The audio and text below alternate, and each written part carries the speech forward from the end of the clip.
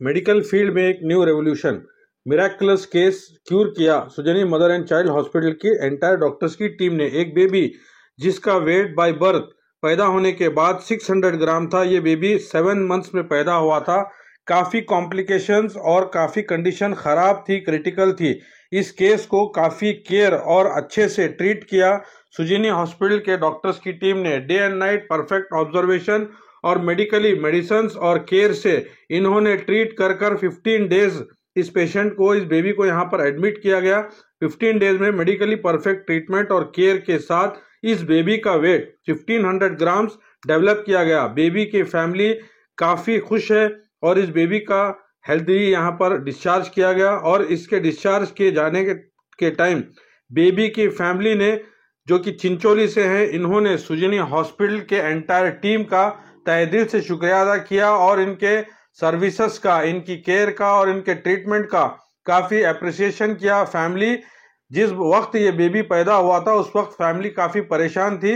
उस वक्त सुजनी हॉस्पिटल के डॉक्टर्स ने पर्सनल रिस्क पर इस पेशेंट को एडमिट किया और इसे सक्सेसफुली ट्रीट कर हेल्दी डिस्चार्ज दिया। इस मौके पर डॉक्टर्स की टीम को काफ़ी मुबारकबाद दी गई और इन्हें काफ़ी दुआएं भी दी गई। Sujani mother and child care hospital, जो कि बिग बाजार के अपोजिट गच्छीमनी टावर में है, काफ़ी कम वक्त में सुजनी हॉस्पिटल के टीम ने कई सारे क्रिटिकल केसेस यहाँ पर सॉल्व किए गए हैं। पिछले कई महीनों में कई बेबीज के और कई गायनिक के क्रिटिकल केसेस यहाँ पर सॉल्व किए गए हैं। हमारे चैनल्स की जानिब से भी हम सुजनी हॉस्पिटल के डॉक्टर्स की टीम का, नर्सेस की टीम का और एंटायर टीम का तहे दिल से शुक्रिया अदा करते हैं। तालूका चिंचोಳಿಂದ ಬಂದಿವ್ರಿ। ನಂದು ಡೆಲಿವರಿ 7 ಮಂತ್ಸ್ದಾಗ ಆಗೈತ್ರಿ ಸರ್।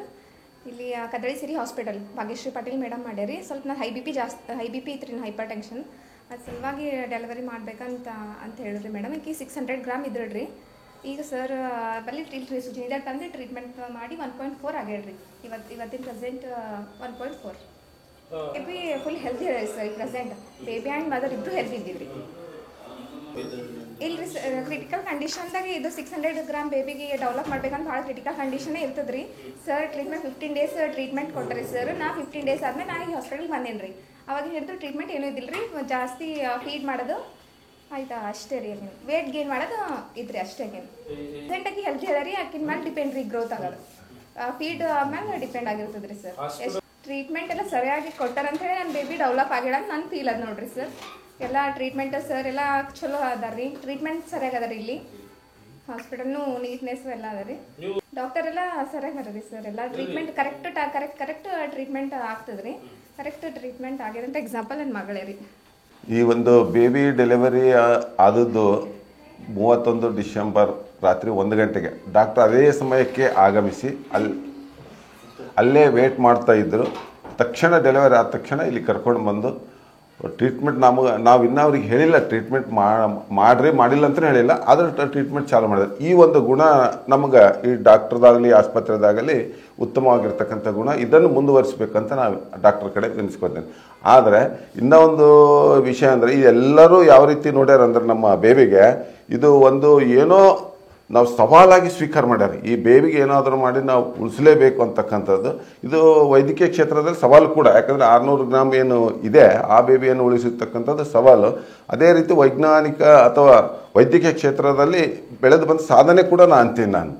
ಇಲ್ಲಿ ತಾನೇ 600 ಗ್ರಾಮಿನ ಮಗು ಉಳಿದಿರೋ ಕಾರಣ ವೈದ್ಯಕೀಯ ಕ್ಷೇತ್ರದಲ್ಲಿ ಇದು ಈ ರೀತಿಯಾಗಿ ಬೆಳೆದು ಬಂದಿದೆ. ಇದು ಒಂದು ಕೂಡ ಸಾಧನೆ. ಇದೇ ರೀತಿ ಇಲ್ಲಿರ್ತಕ್ಕಂಥ ಸ್ವಚ್ಛತೆ ಭಾಳ ಗಮನಿಸಿದ್ದೆ ನಾನು. ಚೆನ್ನಾಗಿದೆ. ಡಾಕ್ಟರ್ ಆತ್ಮೀಯವಾಗಿ ಮಾತಾಡ್ತಾರೆ. ಕೆಲವು ಕಡೆ ಬೇರೆ ಬೇಡ, ಆದರೆ ದುಡ್ಡಿಗಾಗಿ ಅಂತಕ್ಕಂಥ ನನಗೆ ಕಂಡು ಬಂದಿಲ್ಲ. ಆದರೆ ಆತ್ಮೀಯವಾಗಿ ಏನಂತೀವಿ ನಾವು, ತಮ್ಮ ಜೀವನವನ್ನೇ ಇದಕ್ಕೆ ಮುಡುಪಾಗಿಟ್ಟಾರೇನಂತ ನನಗೆ ಕಂಡು ಬಂದಿರತಕ್ಕಂಥದ್ದು. ಈ ಒಂದು ಆಸ್ಪತ್ರೆಗೆ ಮಕ್ಕಳಿಗಾಗಿ, ಮಕ್ಕಳು ಬೆಳೆಸುವಲ್ಲಿ ಇರ್ತಕ್ಕಂಥ ಪ್ರತಿಯೊಬ್ಬರು ಕರ್ಮಚಾರಿಯಿಂದ ಹಿಡಿದು ಡಾಕ್ಟರ್ವರೆಗೂ ಒಂದು ಉತ್ತಮ ಸೇವೆ ಕೊಟ್ಟಿದ್ದಾರೆ. ಇದು ಬೇಬಿ ಉಳಿದದ್ದು ಕೂಡ ನಮ್ಮ ದೈವ ಅವ್ರ ಪ್ರಯತ್ನ, ನಮ್ಮ ದೈವ ಅವ್ರ ಪ್ರಯತ್ನ ಎರಡು ಸೇರಿ ಆಗಿವೆ ಅಂತ ನಾನು ಅಂದ್ಕೊಂಡಿದ್ದೀನಿ. ಆಮೇಲೆ ಭಾಳ ಜನ ಹೇಳಿದರು 600 ಗ್ರಾಮ್ ಇದ್ದರೆ ಒಂದು ಸ್ವಲ್ಪ ಅನುಮಾನ ರೀ ಅಂತಕ್ಕಂಥದ್ದು. ಆದರೆ ಈ ವೈದ್ಯರ ಪ್ರಯತ್ನ ಯಶಸ್ವಿಯಾಗಿದೆ. ಅದಕ್ಕೆ ಪ್ರತಿಕ್ರಿಯಿಸಿದ್ದಾರೆ, ಉತ್ತಮವಾಗಿ ನೋಡಿಕೊಂಡಿದ್ದಾರೆ. ಈಗ ಸದ್ಯ ಅಂತ ಔಟ್ ಆಫ್ ಡೇಂಜರ್ ಅಂತ ಹೇಳಿದ್ದಾರೆ. ಮತ್ತು ಒಂದು 8 ದಿನ ಆದಮೇಲೆ, ತಿಂಗಳಾದಮೇಲೆ ಬರಲಿಕ್ಕೆ ಹೇಳಿದ್ದಾರೆ. ಬರ್ತೀವಿ.